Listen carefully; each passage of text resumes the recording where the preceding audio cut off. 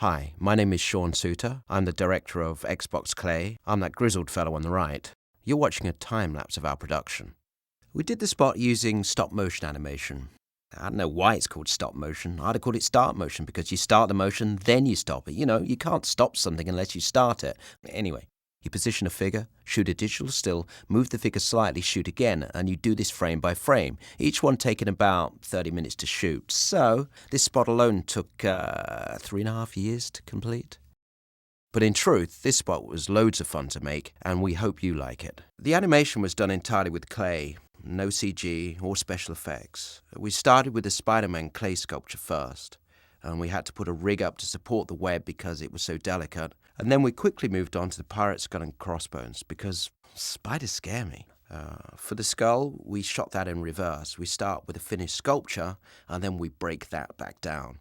That was it for that day. We put a protective sheet over the model to keep it safe. Good night, Scully. Stay warm. Thanks, and you stay warm yourself, Sean. That's Lee with a hairdryer. He's a hippie. Say hello, hippie. So in the edit, we reversed it, so it built to the finished product. So before I broke that skull down, I had to make sure we had the shots we needed, or I would have one very angry sculptor on my hands. And the sculptor Len will curl up in a ball and sing "Row, row, row your boat" when he's angry, and it's really creepy, so don't get him angry.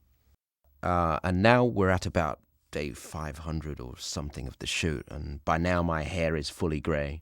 With Shrek, I actually sculpted forward to a rough shape of the torso, and then we replaced it with a finished model. That's Len, the sculptor, and he likes cats. He has 9 cats at home, each named after Santa's reindeer, except for the 9th one. His name is Disco. Len was on set to work fixes to the clay Shrek as we went along.